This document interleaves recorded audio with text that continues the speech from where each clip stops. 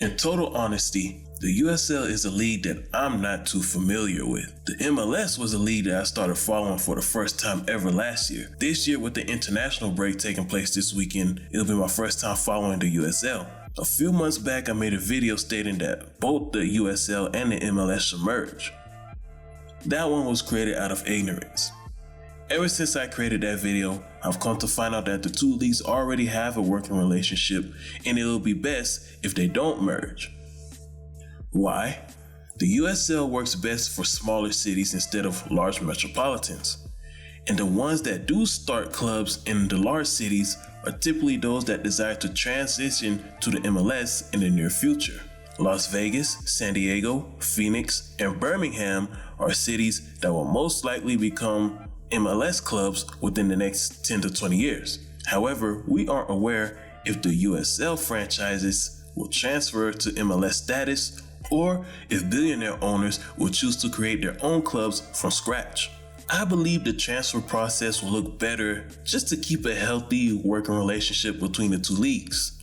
But once the transfers take place, I do believe that the MLS should give the USL some money to start a new club in another city since they're losing one to the MLS. Anyhow, that's another audio save for another time.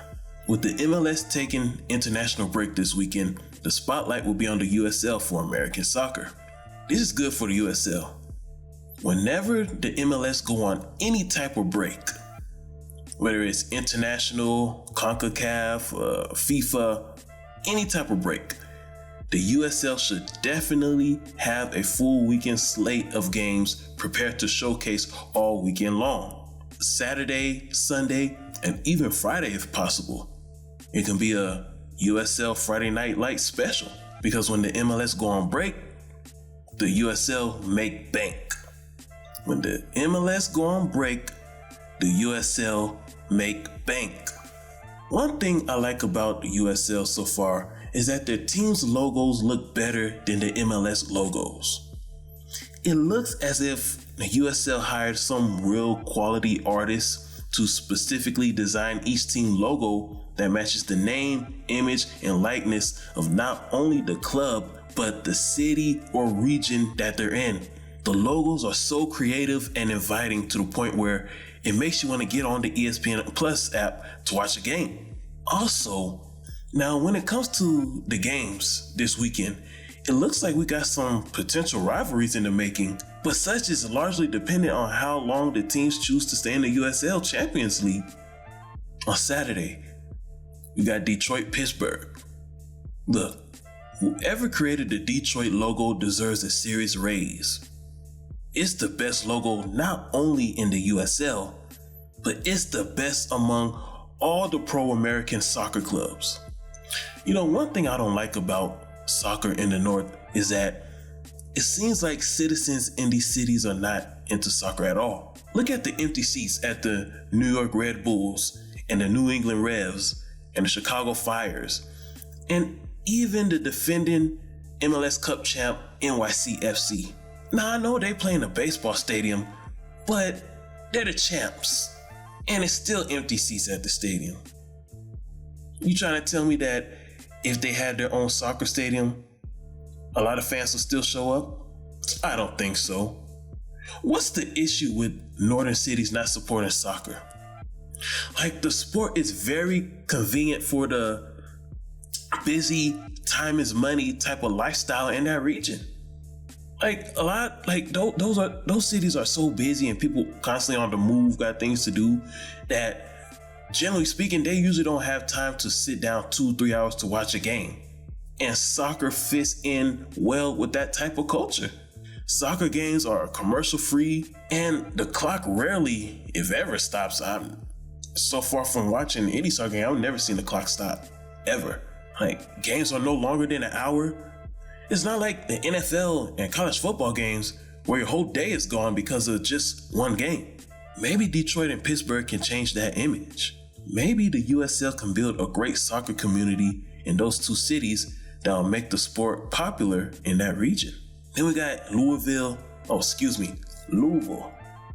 That's how the people in Kentucky say. They don't say Louisville, they say Louisville. Louisville, Indianapolis. Now, Kentucky and Indiana are fierce basketball rivals. Have you ever watched a Kentucky-Indiana college basketball game? It's just as intense as the Louisville-Kentucky game. Too bad the two teams don't play each other every year. But look, the people in Indiana, they really think they're better than the Kentuckians. Like seriously. They think they look better. They think they dress better. They think they're smarter. They think they cook better food. Like these two states really have a North versus South rivalry going on. Like this Louisville-Indy rivalry is must-see TV. And thank the media god that this will be streamed on ESPN+. Then we move to Oakland, Monterey Bay. I honestly didn't know that Monterey Bay even existed.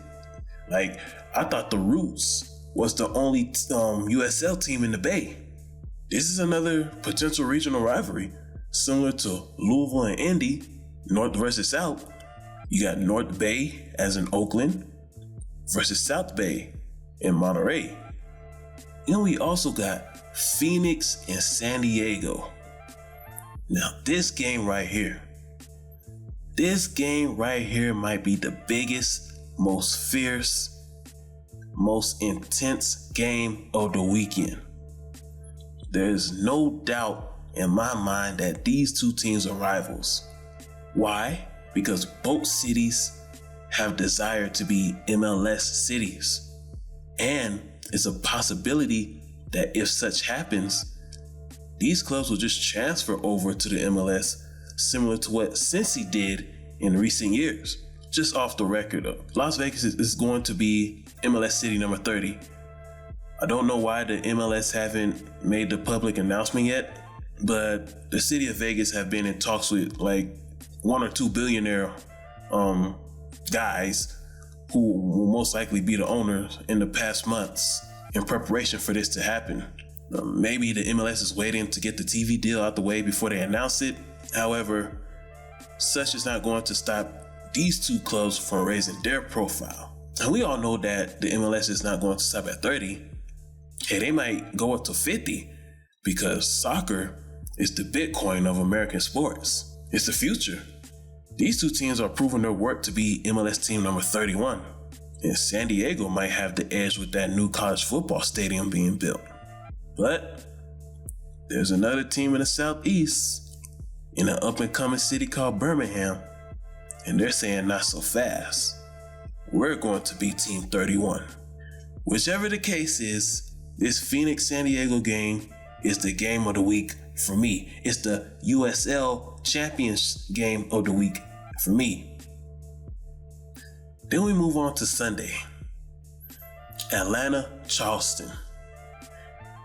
ATL really has the chance to turn the city into a soccer town because NFL quarterback Matt Ryan's gone. The Falcons made a big mistake. The greatest quarterback in franchise history, and you never gave him a good coach to work with. Also, many ATLians believe that he was never fully loved. The Falcons lost a lot of fans when Michael Vick left, and now they're going to lose a whole lot more fans with Matt Ryan's departure. Atlanta United is really positioning itself to be the team of the city and to turn the city into Soccer Town, USA, a city that was once the baseball capital of the South.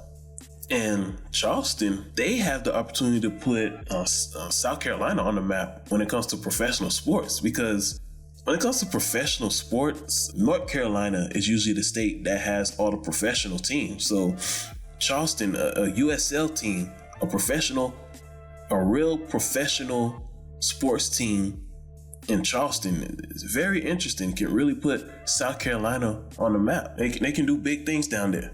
So that's why this game is interesting. Sacramento, Tulsa. Again, the artwork. USL. Please teach the MLS how to create some good logos. I mean, the only MLS team that has a logo near the level of the USL is Austin FC. Everyone else, their logo just looks plain and boring. The logos are the reason why I'll be watching this game, because besides that, I don't know anything about these clubs or these cities at all. Rio Grande, San Antonio. San Antonio, can we please call the fashion police for your logo? Like seriously, how everyone else in the league got a nice creative logo, but you and ATL, y'all want to look plain and boring? San Antonio, are you owned by the Spurs? Like, are you literally the San Antonio Spurs basketball team on grass? Rio Grande, on the other hand, is similar to El Paso, right on the border. So you know you got a great fan base and a good fan support, and a lot of people should show up for this game. This actually might be the game of the day, in my honest opinion. You know, San Antonio, that's a big Hispanic town. However, I'm not sure which is the rivalry. Is it San Antonio Rio Grande or Rio Grande El Paso?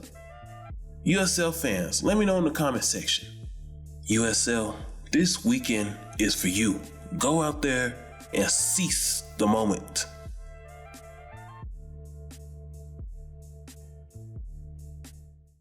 I dedicated over 10,000 hours, and I never listened to the doubters. I had to cut out all the BS, hit the refresh, now I feel so empowered. I dedicated over 10,000 hours, 10,000 hours. I dedicated over 10,000 hours.